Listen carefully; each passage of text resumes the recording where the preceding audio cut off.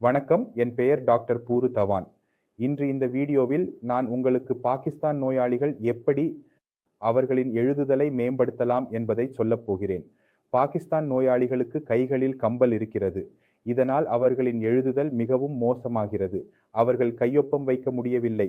ஆனால் சில சமயங்களில் நோயாளியின் வேலை, உதாரணமாக ஆசிரியர் அல்லது வேறு யாராவது எழுத வேண்டியிருக்கிறது.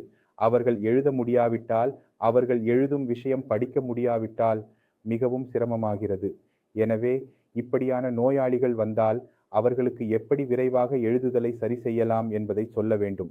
அதுதான் நான் உங்களுக்கு சொல்லப் போகிறேன். முதலில் பாகிஸ்தான் நோயாளியின் எழுதுதல் எப்படி இருக்கும் என்பதை பார்க்கலாம். நான் என் பெயரால் தொடங்குகிறேன். அவர்கள் எழுதும்போது கைகள் இப்படி கம்பல் அடிக்கிறது. இது வி போல ஆகிறது. அவர்களின் கைகள் இப்படி கம்பலாக இருக்கிறது.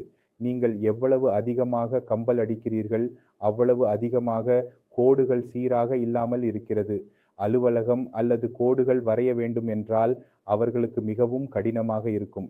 இதை சரி செய்யும் வழி என்னவென்றால், நீங்கள் ஒவ்வொரு எழுத்தையும் தனித்தனியாக எழுத வேண்டும்.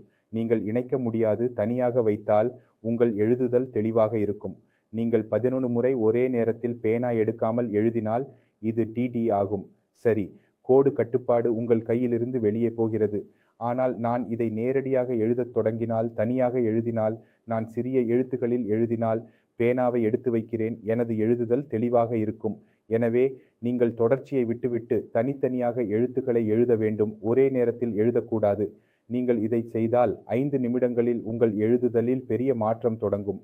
பாகிஸ்தான் நோயாளிகள் உங்கள் எழுதுதல் நல்லதல்ல என்று நினைத்தால், பேனா எடுத்து, காகிதம் எடுத்து உங்கள் பெயரை எழுதுங்கள். அதை பிறகு மாற்றுங்கள். இது போலவே தனித்தனியாக எழுத்துக்களை எழுதுங்கள். உங்கள் எழுதுதல் முன்னதாகவே மேம்பட்டதாக இருக்கும். 5 நிமிடங்களில் அதை கருத்து பகுதியில் எழுதுங்கள். எனக்கு மிகவும் மகிழ்ச்சியாகும்.